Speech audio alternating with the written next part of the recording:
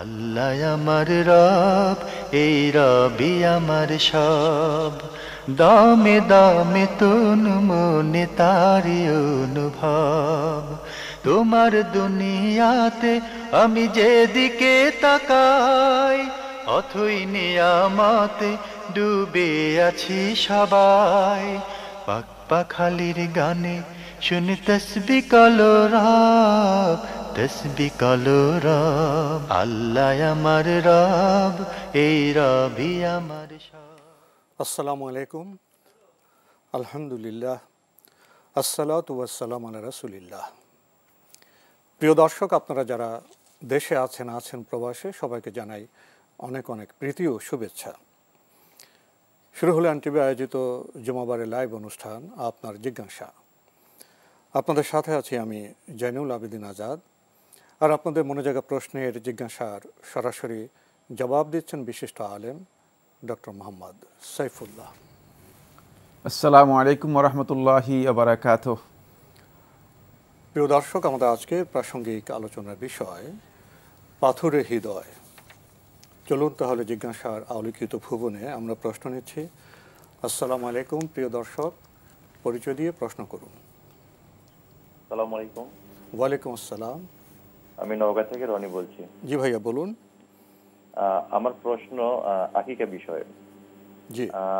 আকিকার কি কোরবানির মতো যে পশু নিখুঁত হতে হয়, হ্যাঁ, তারপরে ছাগল হলে 1 বছর পূর্ণ হতে হবে বা দাঁত হতে হবে, হ্যাঁ, বা ছেলে শিশু হলে যে 2টা দিতে হয়, এখানে কি 2টা ছাগলে কি সমান সমান হতে হবে, না আসলে একটা ছোট একেবারে একটা একেবারে বড়, না প্রায় কাছাকাছি সমান হতে হয় এটা? আর দ্বিতীয় প্রশ্ন, আমরা যখন মসজিদে জামাতে নামাজ আদায় করি তখন 2-1 রাকাত ছুটে যায় ইমাম পিছনে, তখন ইমাম সাহেব একদিকে সালাম ফেরানোর পর আমরা মুখে দিয়ে উঠে সালাত আদায় করি।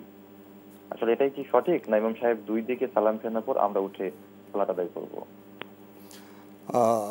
ধন্যবাদ আপনাকে, আপনি খুবই গুরুত্বপূর্ণ 2টি প্রশ্ন করেছেন। প্রথম প্রশ্ন আকিকার প্রসঙ্গে। আকিকা কি কুরবানির মতোই? কুরবানির পশুর যে শর্ত থাকতে হয়, আকিকার পশুতে কি সেই শর্ত থাকতে হবে? আর ছাগল 2টি ছোট বড় হতে হবে না সমান হতে হবে? এসব বিষয়ে উনি জানতে চেয়েছেন।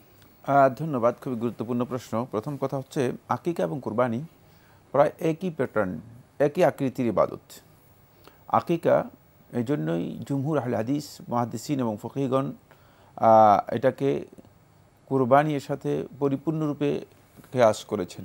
পরিপূর্ণরূপে কোরবানির যে বিধানগুলো আছে সে বিধানগুলো প্রয়োগ করেছেন আকিকা এর ক্ষেত্রে।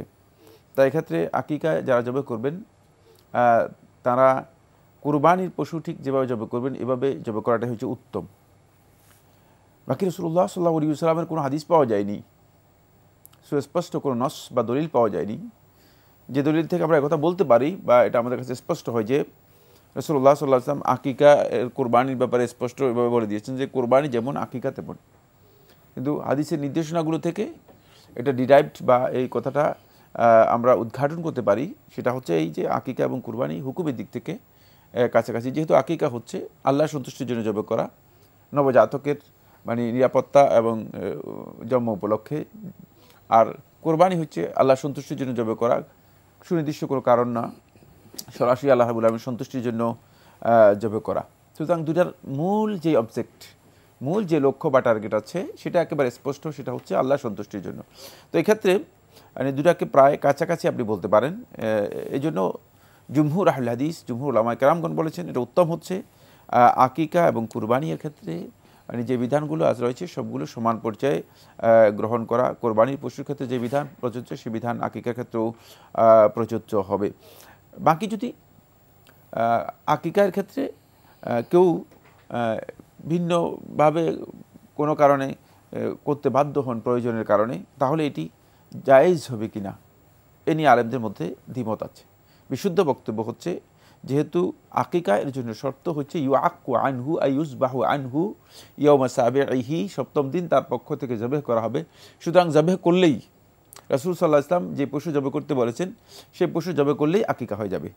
আর আকিকার ক্ষেত্রে রাসূলুল্লাহ সাল্লাল্লাহু আলাইহি ওয়াসাল্লামের নির্দেশনা দেখছি আমরা, সেটা হলো এই রাসূলুল্লাহ সাল্লাল্লাহু আলাইহি ওয়াসাল্লাম বলেছেন আনিল গুলামি শায়াতানি মুতাকাফিআতানি ওয়ানিল জারিয়াতি শাতুন ওয়াহিদা, যে যদি ছেলে সন্তান হয় তাহলে তার পক্ষ থেকে দুটি জবাই করা হবে, দুটি ছাগল জবাই করা হবে, আর মেয়ে সন্তান হলে একটি জবাই করা হবে। এখান থেকে বোঝা যাচ্ছে যে রাসূলুল্লাহ সাল্লাল্লাহু আলাইহি ওয়াসাল্লাম আকিকার ক্ষেত্রে ছাগলের কথা বলেছেন, অন্য কোনো পশুর কথা বলেন নেই। অন্য পশু ছিল, গরুও ছিল, উটও ছিল, বা অন্য পশুর বিষয় ছিল। রাসূল সাল্লাল্লাহু আলাইহি ওয়াসাল্লাম যেহেতু এখানে এদিকে ইঙ্গিত করেছেন, তাহলে এখান থেকে বোঝা যায় যে আকিকার বিধানের ক্ষেত্রে যদি কেউ মানে হুবহু কোরবানির মানে বিধানকে প্রযোজ্য নাও করেন তাহলে তার আকিকা হয়ে যাবে। জি, একটি প্রশ্ন করেছেন, দুটি ছাগল জবাই করার ক্ষেত্রে কি ছোট বড় হলে কোনো সমস্যা হবে না একই রকম হতে হবে? উত্তম হচ্ছে একই ধরনের হওয়া, একই রকম। মুতাকাফিআতানের দুটি অর্থ রয়েছে হাদিসের মধ্যে, মানে সমান সমান। একটু কম বেশি তো হতেই পারে। আবার কেউ কেউ বলেছেন মৌজুআতানি, এই বর্ণনা রয়েছে যেগুলোকে খাসি করানো হয়েছে। কোনো কোনো রেওয়ায়েতের মধ্যে রয়েছে দুইটা মানে ছিল মানে তরতাজা, একবারে মোটা সোটা ছিল। সামিনাতানি, দুইটা পরিপূর্ণরূপে মানে মোটা ছিল। তো এই অর্থ থেকে বোঝা যায় যে কাছাকাছি হওয়া, মানে একটা দিলেন ছাগল অনেক বড়, একটা দিলেন ছোট, অসমান। কাছাকাছি হতে গিয়ে যদি 19 মিনিট হয় তাতে তো সমস্যা হবে, সেটা কোনো বিষয় নয়। জি। উনি আরেকটি প্রশ্ন করেছেন, যখন জামাতে নামাজ পড়েন কখনো কখনো 2-1 রাকাত ছুটে যায়, তখন ইমাম যখন সালাম ফিরাবেন একদিকে সালাম ফেরানোর পরে ওনারা উঠে গিয়ে বাকি রাকাত পড়বেন, না দুই দিকে সালাম ফেরানোর পরে ইমাম সাহেব ওনারা উঠে গিয়ে বাকি সালাত আদায় করবেন? ধন্যবাদ আপনাকে। এই মাসালা দুই দিকে সালাম ফিরানো হচ্ছে সালাম, তাহলিলুহা তাসলিমু। সুনানে তিরমিজির মধ্যে রাসূলুল্লাহ সাল্লাল্লাহু আলাইহি ওয়াসাল্লাম ইরশাদ করেন যে সালাত থেকে বের হওয়ার হালাল হওয়ার পদ্ধতি হচ্ছে একটি, সেটি সালামের মাধ্যমে হালাল হতে হবে। সুতরাং সালাম শেষ হবে, শুধু ডান দিকে সালাম ফিরালে শেষ হবে না, ডান দিকে এবং বাম দিকে দুই দিকে সালাম ফিরালেই সালাত শেষ হবে। তাই যদি কেউ ইমামের অনুসরণ করেন, তার যদি সালাত বাকি থেকে যায় তাহলে তিনি ইমাম দুই দিকে সালাম ফিরানোর পর তারপরে তিনি দাঁড়াবেন। ঠিক অনুরূপভাবে ইমাম যখন সালাম ফিরাবেন তখন ইমামের এক সালাম ফিরানোর পরে সালাম ফিরাবেন না, তিনি ইমাম ডান দিকে এবং বাম দিকে দুই দিকে সালাম ফিরানোর পর সালাম ফিরাবেন। এটাই বিশুদ্ধ বক্তব্য। তবে দ্বিতীয় মাসআলার মধ্যে আলেমদের দ্বিমত আছে। দুদিকে সালাম ফেরানো। জি জি, আমরা বিষয়টি সম্পর্কে স্পষ্ট করে জানলাম। প্রিয় দর্শক, আমরা প্রশ্ন নিচ্ছি। আসসালামু আলাইকুম, পরিচয় দিয়ে প্রশ্ন করুন।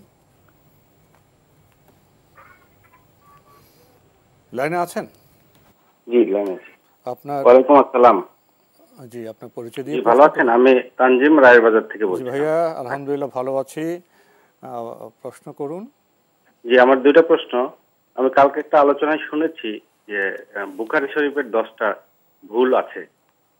এটা একটু আমার প্রথম প্রশ্ন, একজন বলেছেন, আমি এটা জানতে চাচ্ছি। উনি আরেকটা বিষয় এখানে বলেছেন যে সূরা ফাতিহা ছাড়া যে নামাজ হয় না, যে বুখারী শরীফের যে হাদিসটা, এটা নাকি ইনকমপ্লিট। এটা পুরো হাদিসটা হলো এরকম যে সূরা ফাতিহার সাথে আরেকটা সূরা মিলায়ে পড়তে হবে, এটা হলো কমপ্লিট হাদিস।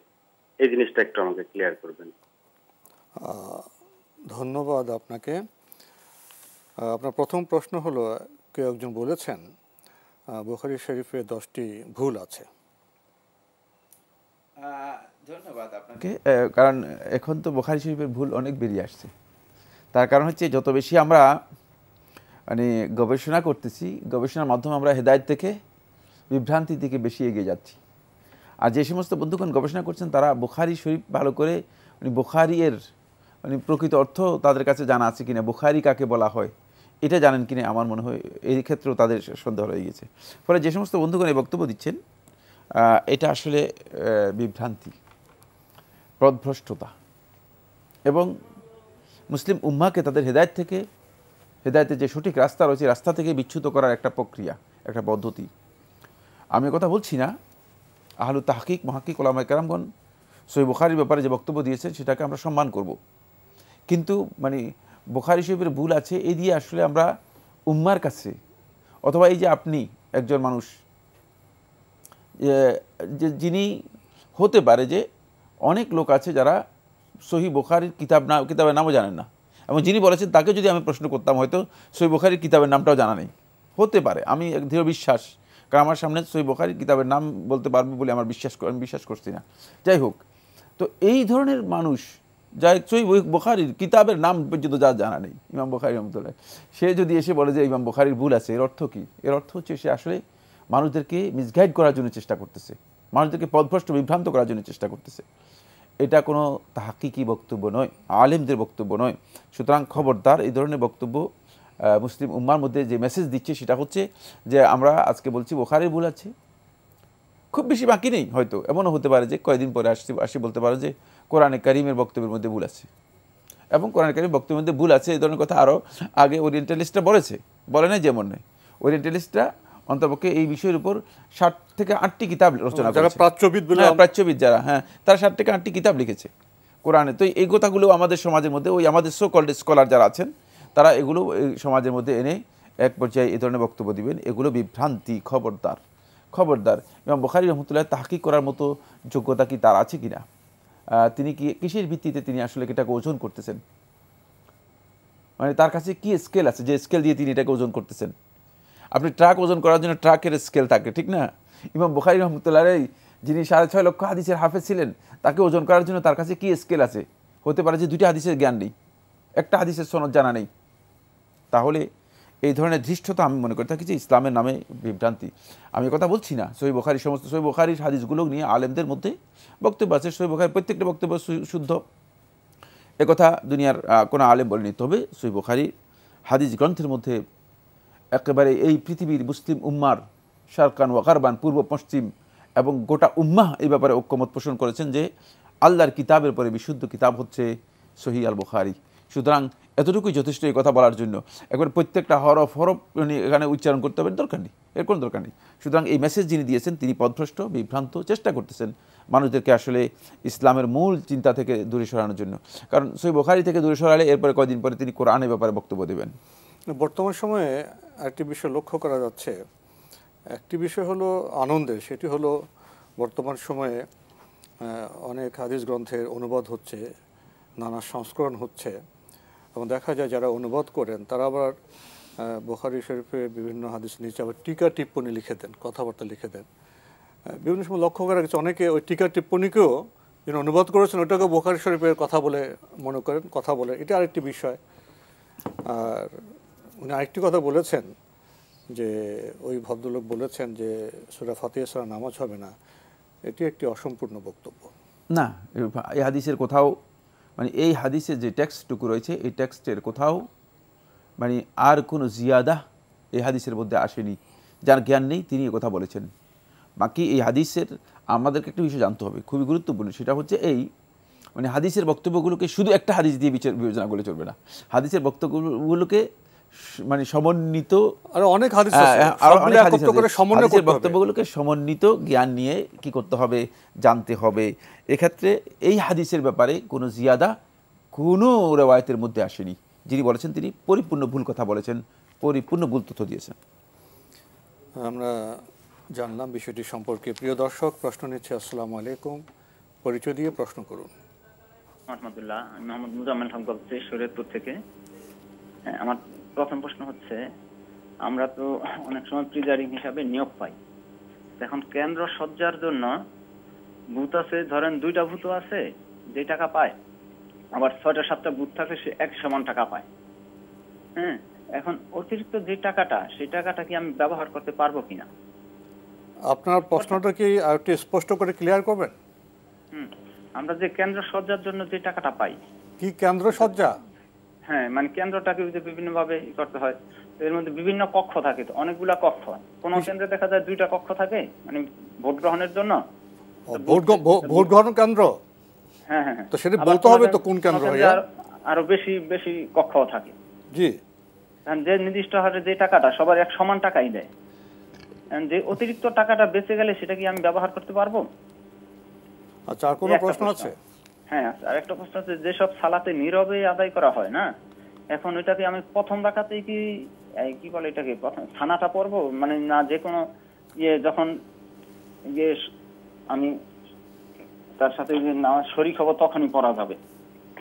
আপনি বলছেন যে সালাতে যখন নীরবে পড়া হয় তখন প্রথম রাকাত থেকে আপনি সানা পড়বেন, এই প্রশ্ন? হ্যাঁ, আমি যখন কি মানে আদায় মানে ই করবো শরীক হব তখনই কি পড়তে পারবো, না শুধু প্রথম রাকাতেই পড়তে হবে? ধন্যবাদ আপনাকে। আসসালামু আলাইকুম। ওয়ালাইকুম আসসালাম। ভাইয়া, আপনি যখন প্রশ্ন করবেন আপনি একটি ভুবন থেকে প্রশ্ন করছেন, সে ভুবন সম্পর্কে আমাদের জানা থাকে না। আপনি বললেন যে কেন্দ্র সজ্জিত। আমি ভাই, আপনি তো জানেন যে আপনি কোন কেন্দ্রে সজ্জিত কথা বলছেন, আমরা কি জানবো? তাই আপনার মাধ্যমে সবার দৃষ্টি আকর্ষণ করছি, আপনি যে ভুবন থেকে প্রশ্ন করছেন সেই ভুবন থেকে আমাদেরকে আগে জানান, পরিচিত করেন, তারপর প্রশ্ন করেন, নতুবা আমরা শূন্যে ভাসবো ভাইয়া। যাক, আপনার প্রশ্নটা হলো এরকম যে ভোট গ্রহণ কেন্দ্রকে সজ্জিত করতে হয়, ছোট বড় কেন্দ্র আছে, কিন্তু বরাদ্দ অর্থ একই রকম। ছোট কেন্দ্রের সভাপতি কিছু অর্থ বেঁচে যাবে, সেই অর্থ কি আপনি নিতে পারবেন, ভোগ করতে পারবেন? ধন্যবাদ। না, আপনি যদি কেন্দ্র সজ্জা করার মানে সাজানোর জন্য আপনাকে যেই থোক বরাদ্দ দেওয়া হয় থাকে, এই থোক বরাদ্দ যদি আপনার কোনো কারণে বেঁচে যায় তাহলে সেই টাকা আপনি ফান্ডে আবার রিফান্ড করতে হবে। মানে যেখানে অধিকর্তা আছে, জি হ্যাঁ, অবশ্যই অধিকর্তা রয়েছে, সিস্টেম রয়েছে, সুতরাং সেখানে আপনাকে রিফান্ড করতে হবে, ফেরত দিতে হবে।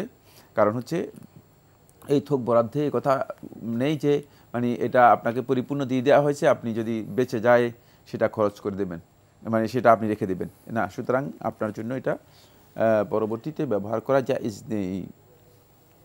আরেকটি প্রশ্ন করেছেন, যখন ইমামের সাথে সালাত আদায় করেন তো যখন নীরবে কেরাত পড়া হয় তখন উনি কি প্রথম রাকাতে সানা পড়বেন? হ্যাঁ, সানা শুধুমাত্র প্রথম রাকাতেই পড়বেন, শুধুমাত্র প্রথম রাকাতেই পড়বেন। আমরা জানলাম বিষয়টি সম্পর্কে। প্রিয় দর্শক, প্রশ্ন নিচ্ছি। আসসালামু আলাইকুম, পরিচয় দিয়ে প্রশ্ন করুন। হ্যাঁ, আমি একটা প্রশ্ন করতে চাই। জি করুন। আমরা সিজদা সাইয়্যিদুল ইস্তিগফার পড়া যাবে কিনা এটা জানার জন্য। জি, সিজদায় যাইয়া, নামাজের সিজদায় যাইয়া সাইয়্যিদুল ইস্তিগফারটা পড়া যাবে কিনা? ধন্যবাদ আপনাকে। পেয়েছেন তো প্রশ্ন? হ্যাঁ জি পেয়েছি। সিজদায় সাইয়্যিদুল ইস্তিগফার পড়া যাবে কিনা? হ্যাঁ, সিজদা আপনি সাইয়্যিদুল ইস্তিগফার পড়তে পারবেন, জায়েজ। জি, আমরা জানলাম বিষয়টি সম্পর্কে। প্রিয় দর্শক, প্রশ্ন নিচ্ছে। আসসালামু আলাইকুম, পরিচয় দিয়ে প্রশ্ন করুন।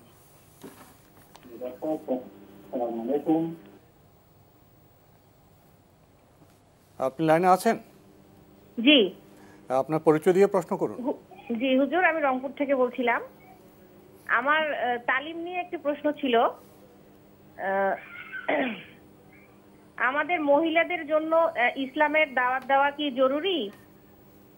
আর আরেকটি প্রশ্ন হচ্ছে, তালিম আমরা যদি বাড়ির আশেপাশে কয়েকটা বাড়িতেই যদি সীমাবদ্ধ থাকি বা একটা বাড়িতে যদি কয়েকজন মহিলা বসি, সেখানে ইসলামের আলোচনা হয়, এটা কি করা যাবে কিনা? আর আমরা এই তালিমের প্রক্রিয়াটা কি এটা বলতে হবে আমাকে। জি, তালিমের প্রক্রিয়াটা কি আমাদের একটু ব্যাখ্যা করে বলবেন? আপনাদের তালিমের রূপটা কি, পদ্ধতি কি, প্রক্রিয়া কি? না, ওখানে শুধু ইসলামের নামাজ কালাম বা নামাজের বিভিন্ন অংশ এসব নিয়ে আলোচনা করা হয়, বা মহিলাদের জন্য পর্দা, মানে দিনের মৌলিক বিষয়ে, সালাত সম্পর্কে, পর্দা সম্পর্কে, মানে দিন সম্পর্কে মহিলাদের করণীয় বিষয়ে কেউ বলেন যিনি ওই বিষয়ে জ্ঞানী, অভিজ্ঞ, তাই না? এরকম কোন মহিলা? জি জি। তাহলে পরের প্রশ্ন কেন আসছে? পরের প্রশ্নের সাথে কেন সম্পর্ক এটা?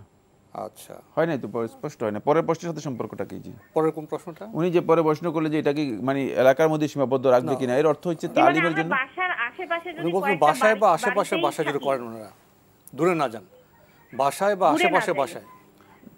দূরে যাওয়ার প্রশ্ন আসছে কেন? মানে দূরে যাওয়ার প্রশ্নটা আসছে, ওটা বাদ দিলাম। ওনার যে প্রশ্নটা দাঁড়ালো, ওনাদের বাসায় বা পাশে কোনো বাসায় যদি কিছু মহিলা একত্রিত হয়ে একজন জ্ঞানী মহিলার কাছ থেকে সালাত, পর্দা এইসব মৌলিক বিষয়ে জানেন, এটার অবস্থা কেমন হবে?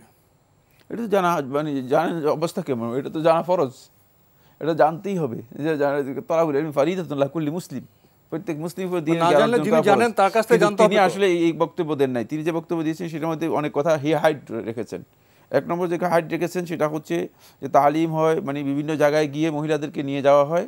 উনি ওটা বলেন না, উনি তো এই জন্য বলতেছেন যে এলাকার প্রশ্ন থেকে আলাদা করলেন। উনি বলছেন যে আমরা যদি বাইরে না গিয়ে নিজের বাড়িতে বা আশেপাশে বাড়িতে করি। তালিমের প্রকৃত সুরটা বললে আমরা এই কথাটা, মানে এই কথা বলতে হবে, বাসায় অথবা ঘরে তালিম করতে কোনো বাধা ইসলাম ও শরীয়তে নেই। পাশের বাড়িতে তো করতে পারেন, পাশের বাসায় যেখানে সুযোগ থাকে, যদি সুযোগ থাকে যে কোথাও আশেপাশে করতে কোনো ধরনের বাধা নেই। আমরা জানলাম বিষয়টি সম্পর্কে। প্রিয় দর্শক, প্রশ্ন নিচ্ছি। আসসালামু আলাইকুম, পরিচয় দিয়ে প্রশ্ন করুন। আমি ঢাকা থেকে কামাল। যে আমার দুটো প্রশ্ন ছিল। প্রথম প্রশ্ন হচ্ছে যে বর্তমানে তো রাত তো বড়, এখন তাহাজ্জুদের মানে শেষ সময়টা করা, আমি যদি 5টার দিকে তাহাজ্জুদ শেষ করি তাহলে কি হবে কিনা, মানে ভোর 5টার দিকে শেষ করলে হবে কিনা। আর একটা হচ্ছে যে কোনো সাহায্য বা যারা এই করে মানে করে আর কি ভিক্ষুক বাড়িতে, তাদেরকে আমি যদি ভিক্ষা না দিতে পারি তাদেরকে কি বলে না করবো আর কি। হ্যাঁ, মানে অনেকে তো ভিক্ষা চাই কিন্তু দিতে সামর্থ্য হয় না, তখন কি বলে না করবো, সেটা আমার দুটো প্রশ্ন ছিল। ধন্যবাদ আপনাকে। প্রথম প্রশ্ন আপনি বলছেন রাত বড়, তাহাজ্জুদ কি 5টা পড়লে হবে? হ্যাঁ, 5টা পড়তে পারেন, 5টা পর্যন্ত সময় পাবেন তাহাজ্জুদের, 5টা আপনি পড়তে পারবেন, 5টা পর্যন্ত পড়তে পারবেন। তবে উত্তম হচ্ছে তাহাজ্জুদের রাতের শেষ তৃতীয়াংশের শুরুতেই তাহাজ্জুদের সালাত আদায় করা, ঘুম থেকে উঠে শেষ তৃতীয়াংশের শুরুতেই তাহাজ্জুদের সালাত আদায় করা। উনি আরেকটি প্রশ্ন করেছেন, অনেকে ভিক্ষা চায়, সাহায্য চায়, যে যদি না দিতে পারেন তাহলে কি বলে না বলবেন? ওয়াকুলু লিন্নাসি হুসনা, আল্লাহ সুবহানাহু ওয়া তাআলা কোরআনে ইরশাদ করেছেন ওয়াকুলু লিন্নাসি হুসনা, মানুষের সাথে কথা বললে সুন্দরভাবে বলবা, সুন্দরভাবে তাকে বিদায় করে দিবেন। যেমন সালাম দিয়ে বলবেন যে আসসালামু আলাইকুম, মানে মাফ করেন, অথবা সুযোগ নেই, সুন্দরভাবে কথা বলা তো একটা সাদাকা হতে পারে। সুন্দরভাবে বলবেন, ওয়াকুলু লিন্নাসি হুসনা, সুন্দরভাবে বলবেন। জি, আমরা জানলাম খুবই গুরুত্বপূর্ণ বিষয়ে। প্রিয় দর্শক, প্রশ্ন নিচ্ছে। আসসালামু আলাইকুম, পরিচয় দিয়ে প্রশ্ন করুন। ওয়ালাইকুম আসসালাম। ওয়ালাইকুম আসসালামু আলাইকুম। আমি আপনার সালাম দিয়েছি, আপনি ওয়ালাইকুম আসসালাম বলেছেন। ওয়ালাইকুম আসসালাম। ওয়ালাইকুম আসসালাম। এরপরে প্রশ্ন করুন, প্রশ্ন করুন, প্রশ্ন করুন। হ্যাঁ হ্যাঁ হ্যাঁ হ্যাঁ, আমি দুটো প্রশ্ন করব। আমি গাজীপুর থেকে ফুল বলছি, দুটো প্রশ্ন করব। জি করুন। একটা হলো যে এই কিরানি তাসবিহ এবং এই জিকিরের মধ্যে পার্থক্য কি, কোনগুলা তাসবিহ এবং কোনগুলা জিকির? জি। এবং 5 ওয়াক্ত নামাজের মধ্যে নির্ধারিত তাসবিহগুলো কি কি? তারপর আরেকটা প্রশ্ন যদি নিতে। না, দুটো প্রশ্নই। হ্যাঁ, ধন্যবাদ আপনাকে। হ্যাঁ, আরেকটা প্রশ্ন। ধন্যবাদ আপনাকে। আমরা দুটো প্রশ্ন বেশি নিতে পারি না। প্রিয় দর্শক, ওনার প্রথম প্রশ্ন তাসবিহ এবং জিকিরের মধ্যে পার্থক্য কি? তাসবিহ এবং জিকির শব্দগত দিক থেকে পার্থক্য বিশাল। বাকি জিকির হচ্ছে এটা অনেক ব্যাপক অর্থবোধক শব্দ।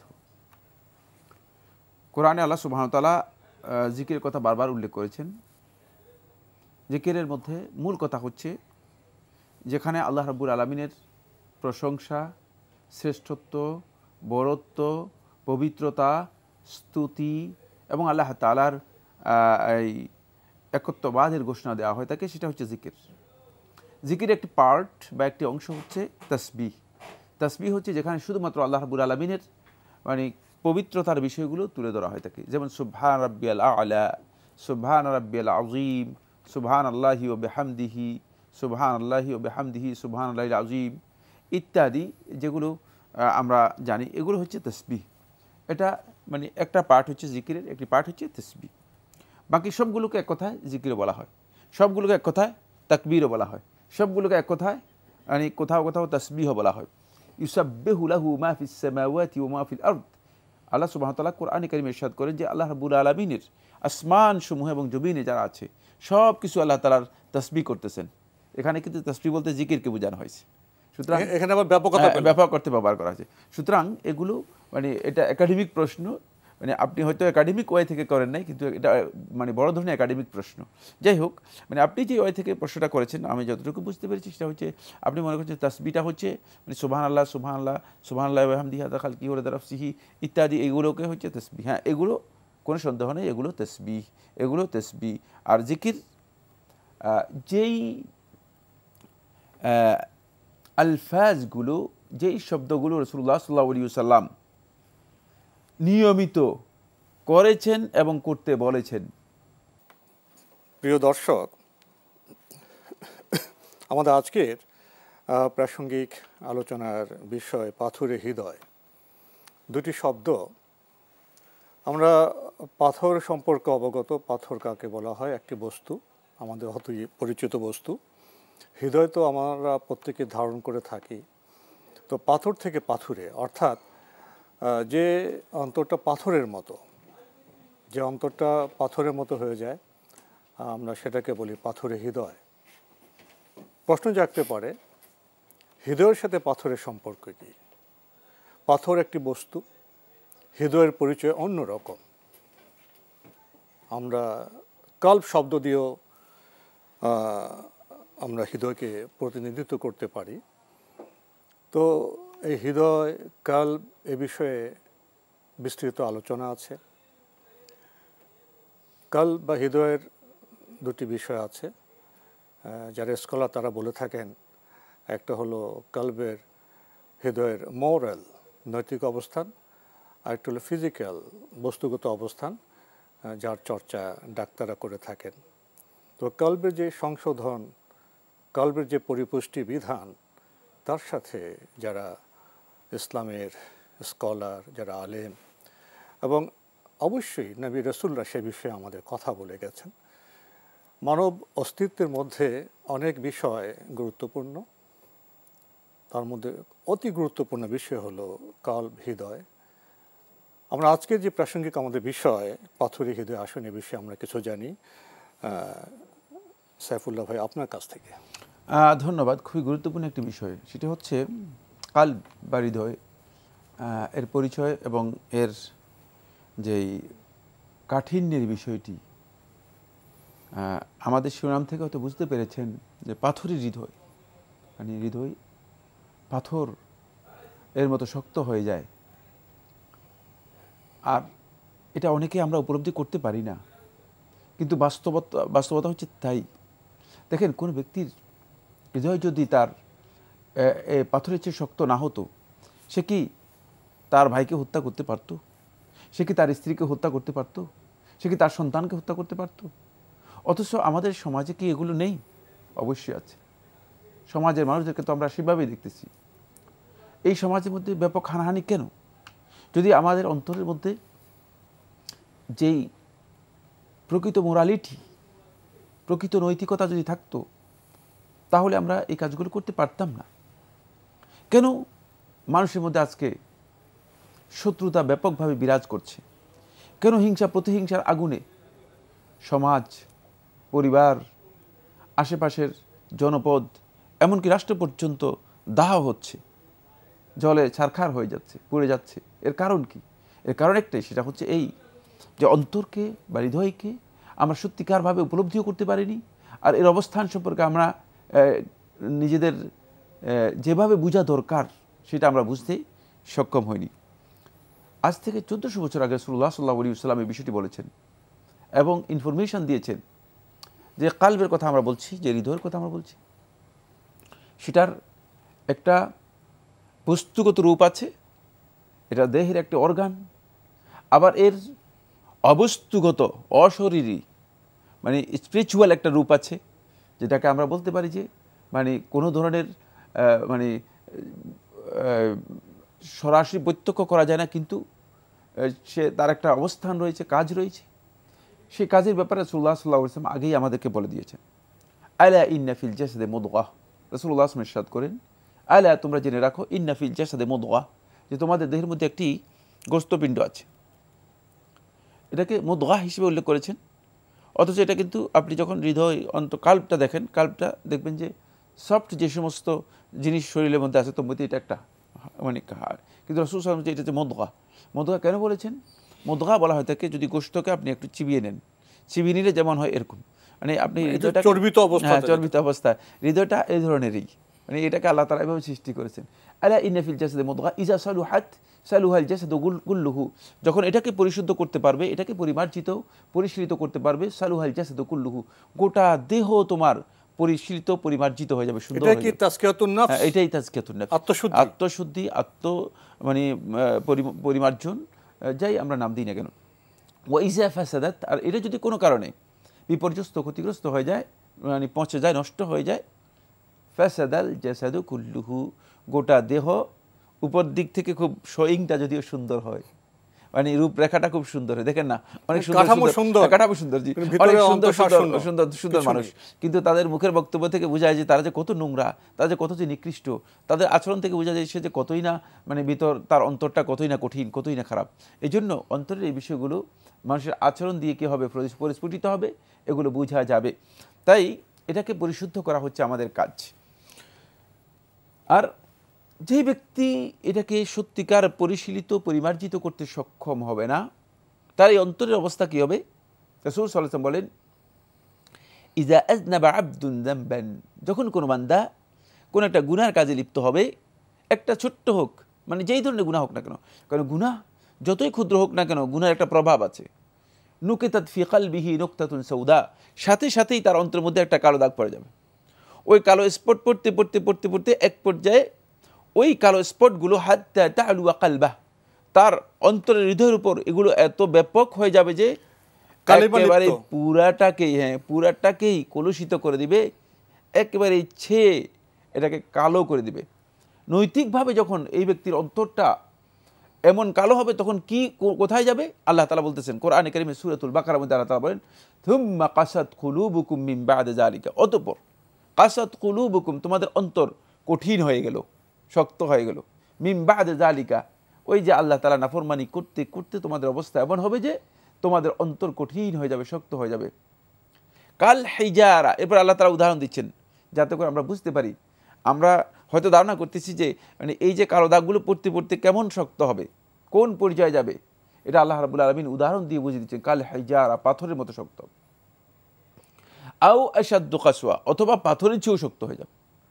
মানে সুতরাং মানব দেহের এই যে হৃদয়ের কথা বলা হচ্ছে, এটি সফট হওয়া সত্ত্বেও, নরম হওয়া সত্ত্বেও, এর গুনাহের প্রভাবের কারণে, অবাধ্যতার প্রভাবের কারণে, অনৈতিকতার প্রভাবের কারণে এর অবস্থান এমন এক পর্যায়ে চলে যাবে যে এটি কালো হয়ে শক্ত হয়ে যাবে, পাথরের চেয়েও শক্ত। আপনার বক্তব্য শুনে প্রসঙ্গত একটি উপলব্ধি আমার মধ্যে হচ্ছে এরকম, বর্তমান সময়ে আমাদের গৃহে, সমাজে এবং বৈশ্বিক পরিমণ্ডলে যে হানাহানি, নিষ্ঠুরতা, অমানবিক দৃশ্য, যুদ্ধ, বিগ্রহ, এসবের কারণ কি এই যে আমরা মানুষ যে পর্যায়ে থাকি, পারিবারিক পর্যায়ে, সামাজিক পর্যায়ে, বৈশ্বিক পর্যায়ে যারা নেতৃত্ব দিচ্ছি, আমাদের সেখানে কলবে সমস্যা হচ্ছে, আমাদের সেই কাঙ্ক্ষিত হৃদয় নেই, আমাদের হৃদয় পাথর হয়ে গেছে, এমন কি ধারণা করা যায়?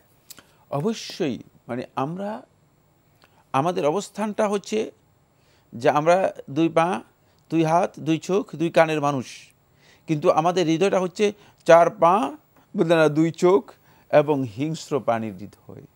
ফলে আমাদের অবস্থান ওই জায়গায় গিয়ে ঠেকেছে যে পাথর যদি আপনি পানির মধ্যে রেখে দেন, মানে 100 বছর থাকলেও কি এখান থেকে পানি থেকেও পাথর উপকৃত হবে না, নেবে না, পানিও পাথর থেকে উপকৃত হবে না। ফলে আমরা সমাজে নিজেরাও ক্ষতিগ্রস্ত হচ্ছি, অন্যকেও ক্ষতিগ্রস্ত করছি, যেহেতু আমাদের অন্তরের মধ্যে আমরা অন্যদেরকে স্থান দিতে পারছি না। আমাদের অন্তর, এই বিষয়ে আমরা আরো কথা বলবো। প্রিয় দর্শক, এই সংক্ষিপ্ত বক্তব্য আমরা হয়তো উপলব্ধি করেছি আমাদের মানবিক অস্তিত্বের মধ্যে যে হৃদয়, কাল খুবই গুরুত্বপূর্ণ বিষয়। কাল সজীব থাকলে, পবিত্র থাকলে, শুদ্ধ থাকলে আমাদের কাজ ঘরে, সমাজে, বৈশ্বিক পরিমণ্ডলে শুদ্ধ হবে। আর কাল্ব যদি দূষিত হয়ে পড়ে তাহলে আমি যেখানে অবস্থান করব, যে পর্যায়ে অবস্থান করব, আমার মন্দ কাজে সেটা দূষিত হবে, পৃথিবী আর মানবিক থাকবে না, পৃথিবীর নিষ্ঠুরতায় ভরে যাবে। আমরা প্রশ্ন নিচ্ছি। আসসালামু আলাইকুম। প্রিয় দর্শক, পরিচয় দিয়ে প্রশ্ন করুন। আসসালামু আলাইকুম, আমি স্বর্ণা বলতেছি নাটোর থেকে। জি বলুন।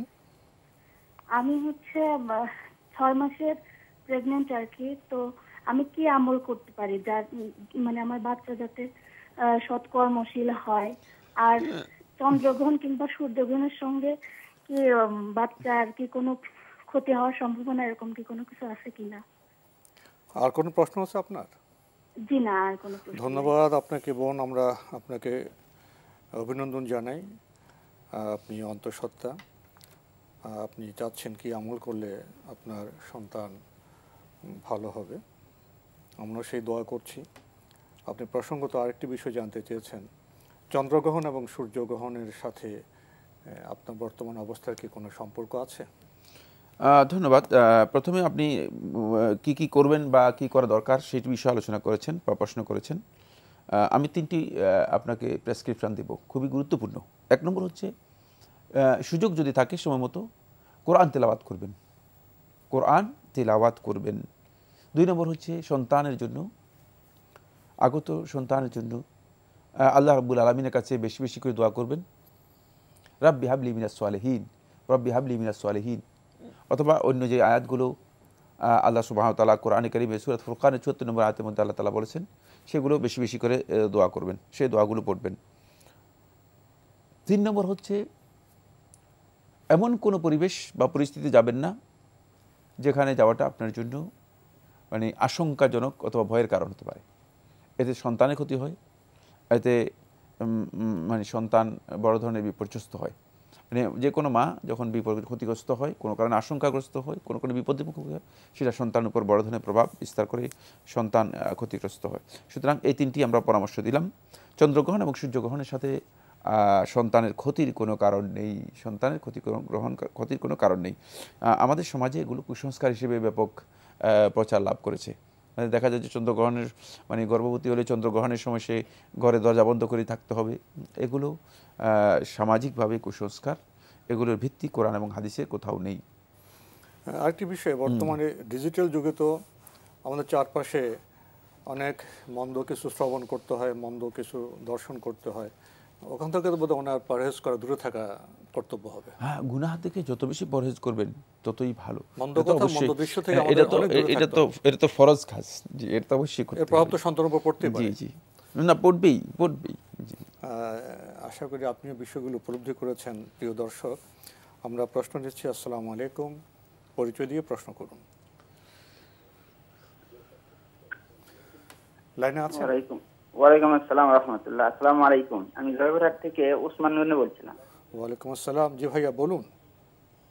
আমার প্রশ্ন ছিল যে বিবি খাদিজাকে আমরা বা মা আয়েশাকে আমরা মা আয়েশা বলি, জি, আর অপরদিকে মা ফাতেমাকে আমরা মা ফাতেমা বলি, তাহলে আমাদের রাসূল সাল্লাল্লাহু আলাইহি সাল্লামকে কি আমরা বাবা বলতে পারি না?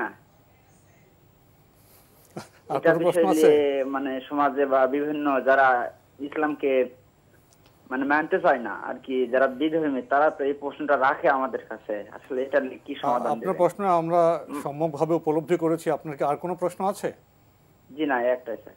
তো আপনার প্রশ্ন শুনতে শুনতে আমার মধ্যে একটা প্রশ্ন জেগেছে, কোন বিষয়কে আপনি কোথায় নিয়ে গেলেন? আর যারা আপনাকে প্রশ্ন করেন তারাই বা কোথায় নিয়ে গেলেন? প্রশ্ন তো পেয়েছেন? প্রশ্ন পেয়েছি।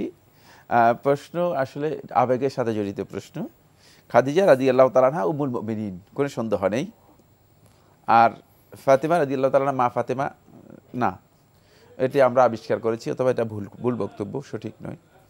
বাকি রাসূলুল্লাহ সাল্লাল্লাহু আলাইহি ওয়াসাল্লাম বাবা বলার বিষয়টি রাসূল সাল্লাল্লাহু আলাইহি ওয়াসাল্লাম খাটো করা, ছোট করা, রাসূল সাল্লাল্লাহু আলাইহি ওয়াসাল্লামের শ্রেষ্ঠত্বের সাথে সামঞ্জস্যপূর্ণ নয়। মানে বাবা বলার মধ্যে রাসূল সাল্লাল্লাহু আলাইহি ওয়াসাল্লামের মর্যাদা নেই। আল্লাহ রাব্বুল আলামিন কোরআনে কারীমের মধ্যে বলেছেন, ওয়ান নাবিয়্যু আউলা বিল মুমিনিনা মিন আনফুসিহিম। এই আয়াত স্পষ্ট করে দিয়েছে নবী হচ্ছে আউলা বিল মুমিনিনা, মুমিনদের সবার চেয়ে শ্রেষ্ঠ, উত্তম, মিন আনফুসিহিম, তাদের সকলের নিজেদের থেকে। সুতরাং বাবা বললে তো আপনার অংশ হয়ে গেল, বাবা বললে তো আপনার কাছে হয়ে গেল। বাবার চেয়েও অনেক ঊর্ধ্বে রাসূলুল্লাহ সাল্লাল্লাহু আলাইহি ওয়াসাল্লামের মর্যাদা। এই কারণে রাসূলুল্লাহ সাল্লাল্লাহু আলাইহি ওয়াসাল্লাম বলেছেন যে লা ইউমিনু আহাদুকুম, তোমাদের কেউ ততক্ষণ পর্যন্ত ঈমানদার হতে পারবে না, হাত্তা আকুনা, যতক্ষণ পর্যন্ত আমি হব না, আহাব্বা ইলাইহি, তার কাছে প্রিয়, মিন ওয়ালিদিহি, তার পিতার চেয়ে, ওয়া ওয়ালাদিহি, তার সন্তান-সন্ততি থেকে, ওয়ান নাসি আজমাইন, এবং সমস্ত মানুষের কাছ থেকে। সুতরাং রাসূল সাল্লাল্লাহু আলাইহি ওয়াসাল্লামের গ্রেড থেকে রাসূল সাল্লাল্লাহু আলাইহি ওয়াসাল্লামকে বাবা বললে এটি তুচ্ছ করা ছাড়া আর কিছুই নয়। এই জন্য কোনো যুগে পথভ্রষ্ট কেউ রাসূল সাল্লাল্লাহু আলাইহি ওয়াসাল্লামকে বাবা বলেন নাই। জিজ্ঞাসায় আমরা প্রশ্ন নিচ্ছি। আসসালামু আলাইকুম, পরিচয় দিয়ে প্রশ্ন করুন। আসসালামু আলাইকুম ওয়া রাহমাতুল্লাহি ওয়া বারাকাতুহু। আমার প্রশ্ন হচ্ছে, প্রথম আমি রাজশাহী থেকে বলছি। আমার প্রশ্ন হচ্ছে, এখন এই যে বিয়ের বাড়িতে যে বিয়ের আগের দিন একটা অনুষ্ঠান হতেছে, আপনার হলুদের অনুষ্ঠান, এটা কি পাপ? আপনি কি অনুষ্ঠান হয়? হলুদের একটা অনুষ্ঠান হয়, হলুদের অনুষ্ঠান বলে বিয়ের আগের দিনে। জি জি জি, সেটা করাটা কি আসলে ঠিক বা পাপ নাকি এটা? আর হচ্ছে আপনার এই অনুষ্ঠানে যদি দাওয়াত দেয়, আমি গেলাম না, কিন্তু সেখানে তারা যদি অনুরোধ করে কোনো কিছু পাঠানোর জন্য, পিঠা টিঠা তৈরি করে দেওয়ার জন্য, তাহলে সেখানে কি আমি শরীক হয়ে যাবো যদি পাপ হয়ে থাকে? আপনাকে পিঠা খেতে দিলে? না, আমি সেখানে তৈরি করে পাঠালাম, আমাকে অনুরোধ করতেছে তারা, জি জি জি, তুমি আসবা না, আমাকে করে পাঠাই দাও। আপনার বিষয়টা সেটা দেওয়াটা কি আমার সেই পাপে আমি কি শরীক হয়ে যাবো যদি পাপ হয়ে থাকে? আর দ্বিতীয় প্রশ্ন হচ্ছে আমার জি একটা, যে কাহাব সূরা শুক্রবারের দিন পড়াটা ভালো, মানে আমল এটা করি আমি, এখন এটা কি বৃহস্পতিবারের রাত্রে কিছু পড়ে তারপরে শুক্রবারে সকালে ফজরে যদি কিছু অংশ পড়ি সেটা কি হবে, না শুধুমাত্র ফজরের পরই পড়তে হবে? এটা একটু দয়া করে জি ধন্যবাদ। কোন সময়টা পড়াটা উত্তম? জি জি, আপনি খুবই গুরুত্বপূর্ণ প্রশ্ন করেছেন। প্রথম প্রশ্নটি আমাদের সামাজিক প্রশ্ন, ওরফের প্রচলনের প্রশ্ন। দেখা যায় কারা করে বিয়ের আগে একটা হলুদের অনুষ্ঠান হয়। আপনি তো এক শব্দে বলে দিলেন হলুদ হয়। হলুদের তো অনেক রূপ। দেখা যায় অনেক বাসায় পারিবারিকভাবে বোনরা বা খালা, নানি, দাদিরা কনেকে সাজায়, একটু হলুদ টলুদ দেয়। এটা আবার দেখা যায় হলুদকে কেন্দ্র করে বিশাল অনুষ্ঠান হয়, কনসার্ট হয়, রাতব্যাপী বিভিন্ন রিদমের গান হয়। ওটা একটি বিষয়। হলুদের বিভিন্ন রূপ আছে। তো আপনি বলছেন যে আপনি কোন রূপের হলুদের কথা বললে সেটা নির্দিষ্ট করেননি, তা আপনি প্রশ্ন করেছেন এটা কি পাপ। আবার আরেকটা কথা বলেছেন যে সম্পর্কের কারণে পিঠে পাঠাতে বলে, তো সেখানে যে পিঠে পাঠাই তাতে কি কোনো অসুবিধা হবে? ধন্যবাদ, খুবই গুরুত্বপূর্ণ প্রশ্ন করেছেন। এটি অনেক বিস্তারিত আলোচনা দাবি রাখে। আমি বিস্তারিত আলোচনা করব না।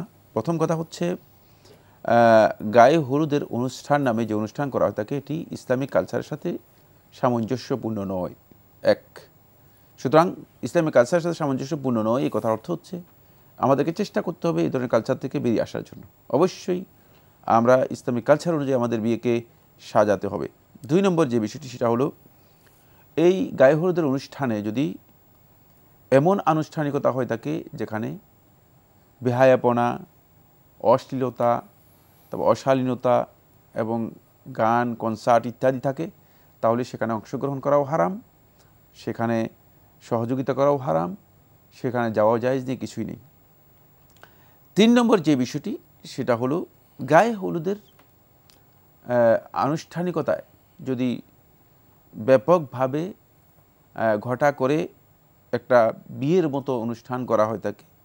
বর্তমানে গায়ে হলুদের যেটি আজহাদ ভাই বলেছেন যে বিভিন্ন রূপ দেখা দিয়েছে, রূপ পরিগ্রহ করেছে, সেটা আমরা আলোচনা করি এখানে, এটা ভিন্ন বিষয়। এই যে যদি ব্যাপকভাবে ঘটা করে আয়োজন করা হয় থাকে, এই আয়োজনে আপনি পিঠা দিয়ে অংশগ্রহণ করা অথবা কোনোভাবে অংশগ্রহণ করা আপনার জন্য উত্তম নয়, আপনার জন্য উত্তম নয়। সেক্ষেত্রে যদি পারিবারিক প্রয়োজনে, সামাজিক প্রয়োজনে যদি আপনাকে অংশগ্রহণ করতেই হয় আত্মীয়তার কারণে, তাহলে আপনি যতটুকু দরকার, মানে হাজারটুকু, প্রয়োজনটুকু, কারণ হলো সামাজিক সম্পর্ক, হ্যাঁ ওই সীমাটুকু রেখে আপনি তাদের সাথে তাআমুল করতে পারেন, মানে আদান প্রদান অথবা আচার আচরণ করতে পারেন। কিন্তু খেয়াল রাখতে হবে যে প্রয়োজনের অতিরিক্ত কিছুই এখানে জায়েজ নেই, কারণ এই বিষয়টি ইসলামী শরিয়ার বিয়ের অনুষ্ঠানের যে বৈধতা আছে, পদ্ধতি আছে, এই পদ্ধতির সাথে এটি সামঞ্জস্যপূর্ণ নয়, সেটা আমি প্রথমেই বলে দিয়েছি। জি, আর ঘরের মধ্যে যে ঘরোয়াভাবে যদি আপনার মেয়েকে রূপচর্চায় বোনেরা, এই প্রশ্নের উত্তর প্রথমে আমি বলে দিয়েছি, যেটা সেটা হলো ইসলামিক অনুষ্ঠানের সাথে এটি সামঞ্জস্যপূর্ণ নয়। কিন্তু যদি মেয়েকে সাজাবে না, সাজানো তো জায়েজ, কিন্তু এর জন্য আলাদা অনুষ্ঠানের প্রয়োজন নেই। আমি ঘরোয়াভাবে, ঘরের মধ্যে, অনুষ্ঠানের বাইরে যে ঘরের মধ্যে তারা করে না, এমনি সাজানো তো জায়েজ, এটা তো আরেক মাসলা। এমনি সাজানো পরিপূর্ণরূপে জায়েজ। জি, উনি আরেকটি প্রশ্ন করেছেন যে সূরা কাহাফ তো শুক্রবারে পড়া খুবই ফজিলতপূর্ণ। ওনার প্রশ্ন হলো উনি বৃহস্পতিবার যদি শুরু করে আংশিক পড়েন এবং শুক্রবারে সম্পন্ন করেন, এতে কি হবে? উত্তম হচ্ছে আপনি শুক্রবারে সূর্য উদিত হওয়ার পর থেকে আরম্ভ করে শুক্রবার পুরা দিন, আবার মানে পরের রাত, এই সময়ের মধ্যে আদায় করলেন, এটা আপনার জন্য উত্তম। আর যদি আপনি মনে করেন যে না, আপনার হয়তো ব্যস্ত থাকতে পারে, আপনি শুক্রবার রাত আসার পর, অর্থাৎ বৃহস্পতিবার সূর্য অস্ত যাওয়ার পর থেকে সন্ধ্যার পর থেকেও আপনি পড়তে পারবেন, এটা আপনার জন্য পড়া জায়েজ রয়েছে। বাকি উত্তম হচ্ছে শুক্রবার দিবসে মানে সূর্য উদিত হওয়ার পর পড়া, এই সময় পড়া উত্তম। আমরা জানলাম বিষয়টি সম্পর্কে। প্রিয় দর্শক, প্রশ্ন নিচ্ছে। আসসালামু আলাইকুম, পরিচয় দিয়ে প্রশ্ন করুন। জি হ্যালো, আসসালামু আলাইকুম।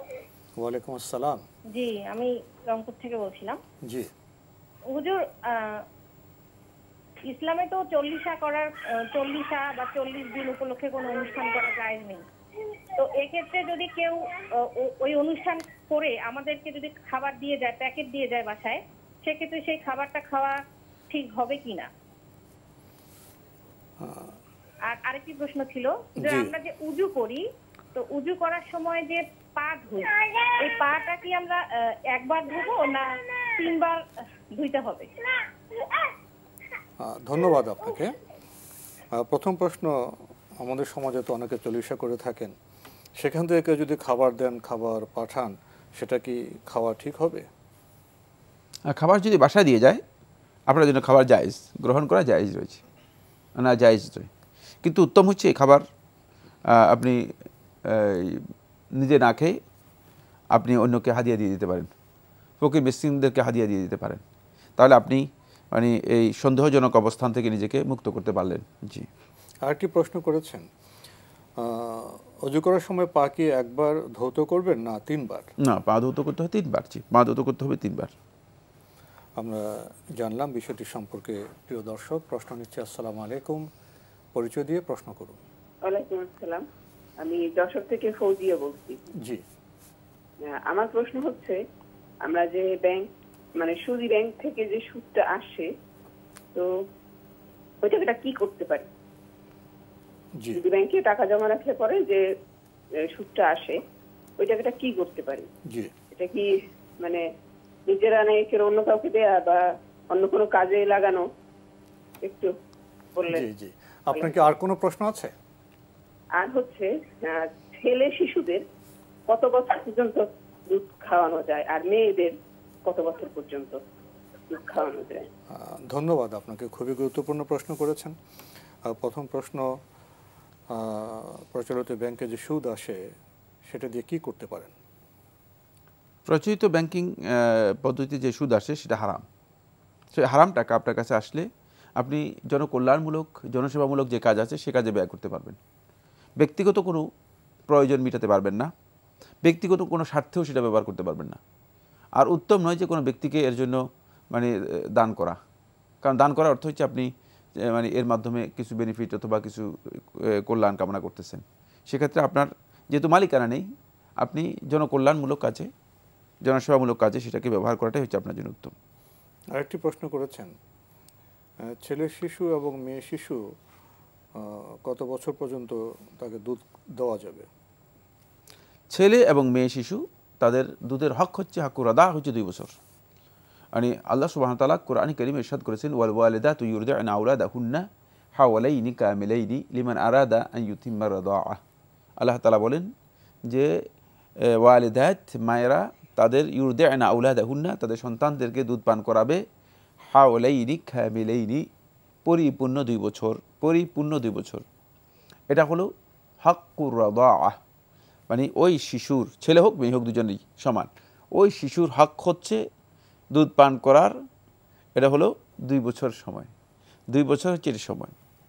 এখান থেকে একটা মিসকনসেপ্ট আমাদের সমাজের মধ্যে ব্যাপকতা লাভ করেছে, সেটা হচ্ছে যে এই সন্তান মানে 2 বছর পরে যদি দুধ পান করায়, যদি দুধ মানে পান করায় তাহলে কি হারাম হয়ে যাবে? না, এই মাসআলা বিশুদ্ধ কথা হচ্ছে 2 বছর পরেও যদি মানে সন্তানকে দুধ পান করার দুধ থাকে এবং দুধ পান সন্তানকে করাতে পারে, তাহলে সন্তানকে দুধ পান করালে দুধ হারাম হবে না। কিন্তু 2 বছর হচ্ছে তার হক, 2 বছর তাকে পান করাতে হবে। হ্যাঁ, এটা স্পষ্ট বক্তব্য। 2 বছর পরে যদি আপনি 2 বছর এর মধ্যেই দেখা যায় যে অনেকের দুধ আর থাকে না, আর 2 বছরের পরে 2 বছরের সাথে আপনি কি করবেন, চেষ্টা করবেন যে তাকে দুধ ছাড়ানোর জন্য, দুধ ছাড়ানোর জন্য। কিন্তু যদি দুধ ছাড়াতে পারলেন না, এর মধ্যে 1 মাস 1.5 মাস সময় যদি আপনার অতিক্রম হয়ে যায়, এটা নাজায়েজ বা হারাম নয়, নিষিদ্ধ নয়। আমরা জানলাম বিষয়টি সম্পর্কে। প্রিয় দর্শক, প্রশ্ন নিচ্ছি। আসসালামু আলাইকুম, পরিচয় দিয়ে প্রশ্ন করুন। লাইনে আছেন? জি লাইনে। জি, আসসালামু আলাইকুম। ওয়ালাইকুম আসসালাম। আমি ইঞ্জিনিয়ার ওলিউল ইসলাম বলছিলাম রাজবাড়ী থেকে। জি ভাইয়া বলুন। জি, আমার দুটো প্রশ্ন ছিল। এক নম্বর প্রশ্ন হচ্ছে, আমরা যে জোহর নামাজ অনেক সময় আমি যখন গিয়ে ফরজ নামাজে দাঁড়িয়ে যাই, এরপরে যখন সুন্নতটা পড়বো তখন কি আগে 4 রাকাত পড়বো নাকি 2 রাকাত পড়বো? জি। আর দ্বিতীয় প্রশ্ন হচ্ছে কাজা নামাজের নিয়মটা, কাজায় কি ফরজ নামাজটা কি শুধু কাজা হবে নাকি সুন্নতও পড়তে হবে আমাকে? ধন্যবাদ আপনাকে। প্রশ্ন তো পেয়েছেন? প্রশ্ন পেয়েছি। প্রথম কথা হচ্ছে জোহর এর ফরজ আদায় করার পরে 2 রাকাত জোহরের সুন্নত আদায় করবেন। এরপর যদি আপনি সুযোগ থাকে বা সময় থাকে, আপনি আগে যে 4 রাকাত রয়েছে এই 4 রাকাত আপনি পড়তে পারেন, পড়াটা মুস্তাহাব। পড়লে আপনি 4 রাকাতের নিয়মিত যেই মানে অব্যাহত নফল আদায় করার হুকুম, সেই হুকুমটুকু আপনি রক্ষা করলেন। কিন্তু ওই 4 রাকাত মূলত কাবলিয়া, জোহরের আগে পড়ার কথা ছিল। জোহরের আগে না পড়ার কারণে মানে আপনার হুকুমটুকু জোহরের আগে না পড়ার কারণে জোহরের আগের বিধানটুকু প্রযোজ্য হবে না এর উপর। কিন্তু ইচ্ছা করলে আপনি পরবর্তীতে 4 রাকাত আদায় করে নিতে পারেন। জি। আরেকটি প্রশ্ন করেছেন, কাজা এটা কি ফরজেরও কাজা করতে হবে, সুন্নতেরও না? কাজা কাজা করতে হবে? শুধুমাত্র যদি কোনো কারণে ফায়েত হয়ে যায়, কোনো কারণে যদি কোনো সালাত আপনার ছুটে যায় অনিচ্ছাকৃতভাবে, সেই সালাতের কাজা আছে। আর সেই সালাতের কাজা এর ক্ষেত্রে শুধুমাত্র আপনি ফরজ সালাতেরই কাজা আদায় করবেন, সুন্নত নফল অতিরিক্ত সালাতের কোনো কাজা নেই। প্রিয় দর্শক, সময়ের কারণে আমরা আজকে আর প্রশ্ন নিতে পারছি না, তবে আপনাদের অবগতির জন্য জানাতে পারি আপনার জিজ্ঞাসা অনুষ্ঠানটি সপ্তাহে রবি সোম মঙ্গল বুধে 4 দিন বিকেল 5:30 সম্প্রচার হয়ে থাকে। ওইসব অনুষ্ঠানে আপনাদের মনে জায়গা প্রশ্ন চিঠির মাধ্যমে, ইমেলের মাধ্যমে পাঠাতে পারেন। আমাদের ঠিকানা পরিচালক আপনার জিজ্ঞাসা, এনটিভি বিএসএসসি ভবন, 7ম তলা, 102 কাজী নজরুল ইসলাম এভিনিউ, কারওয়ান বাজার, ঢাকা 1215। ইমেল অ্যাড্রেস আপনার জিজ্ঞাসা @ntvbd.com। প্রিয় দর্শক, আপনারা এনটিভি অনলাইনেও আমাদের অনুষ্ঠান দেখতে পারবেন। ভিজিট করুন www.ntvbd.com। এছাড়া ইউটিউবে এবং ভেরিফাইড ফেসবুক পেজে অনুষ্ঠান দেখতে পারবেন। প্রিয় দর্শক, সবশেষে রয়েছে গ্রন্থ পরিচিতি। আমাদের আজকের গ্রন্থের নাম আপনিও হতে পারেন বিশ্বের সবচেয়ে সুখী নারী। এই গ্রন্থের মূল লেখক আইদা আল কারনি।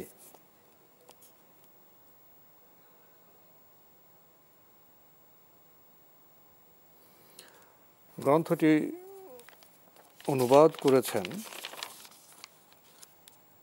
মোহাম্মদ আব্দুল আলিম, প্রকাশ করেছে ইসলাম হাউস পাবলিকেশন। দীর্ঘ সূচি রয়েছে। একজন নারী যিনি অত্যাচারকে চ্যালেঞ্জ করেছিলেন, আপনার কাছে দুয়ার ভান্ডার রয়েছে, জীবনের সম্মান হিসেবে মুসলমান থাকাই যথেষ্ট। একজন বিশ্বাসী নারী এবং আরেকজন অবিশ্বাসী নারী কখনই সমান নয়। অলসতা ব্যর্থতার কারণ। আপনি লক্ষ নারীর চেয়ে উত্তম। আপন হাত দ্বারা নিজ আত্মাকে ধ্বংস করবেন না।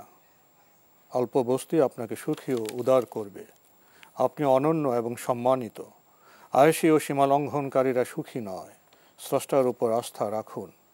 একজন জ্ঞানী নারী সুখী জীবনের উৎস। কখনই সময় নষ্ট করবেন না। টাকা দিয়ে সুখ কেনা যায় না। হতাশাবাদীরা হতাশার আবহ তৈরি করে। আরও চমৎকার সব বিষয় রয়েছে, যেমন একজন মুসলিম নারী আপনি পশ্চিমাও নন, প্রাচ্যরও নন। জাঁকজমক ও অপচয়হীন একটি জীবন। চমৎকার এই গ্রন্থটির মূল্য নির্ধারণ করা হয়েছে 225 টাকা। কেউ যদি এই গ্রন্থটি পেতে চান টেলিফোনে যোগাযোগ করতে পারেন। Telephone number 01715768209। আবারও বলছি 01715768209। আপনিও হতে পারেন বিশ্বের সবচেয়ে সুখী নারী। যদি সংক্ষেপে কিছু বলতেন গ্রন্থটি সম্পর্কে। ধন্যবাদ। আপনি হতে পারেন সুখী নারী। বইটি খুব গুরুত্বপূর্ণ। সেটা হলো নারীদের জন্য কিছু টিপস রয়েছে যেগুলো নারীদের জানা উচিত। নারীদেরকে আল্লাহ সুবহানাহু ওয়া তাআলা অনেক কাজেই অব্যাহতি দিয়েছেন, অনেক হালকা করেছেন। আমরা আল্লাহ রাব্বুল আলামিনের যে হালকা মানে আল্লাহ তাআলার পক্ষ থেকে যে নারীদেরকে যে সহজ করে দিয়েছেন, এই সহজ করা এবং হালকাকরণটাকে, সহজকরণকে আমরা মানে একটা তুচ্ছ জ্ঞান করেছি, বরং আমরা অনেক লোড বোঝা নিজেদের উপর টেনে নিয়ে আসছি। ফলে মানে এখন নারীদের জীবন কোন জায়গায় গিয়ে ঠেকেছে, আমাদের শেষ করতে হবে। একটা পণ্যে তাদেরকে রূপান্তরিত করা হয়েছে। মানে ধোঁকাবাজ স্লোগানগুলো, প্রতারক স্লোগানগুলো আজকে মুসলিম নারীদেরকে সবচেয়ে বেশি বিপর্যস্ত করছে। এই জন্য আমরা এই বিষয়গুলো জানা উচিত এবং নিজেদের জীবনকে আরও সাজাতে পারি, সুন্দর করতে পারি, সে চেষ্টা করা দরকার।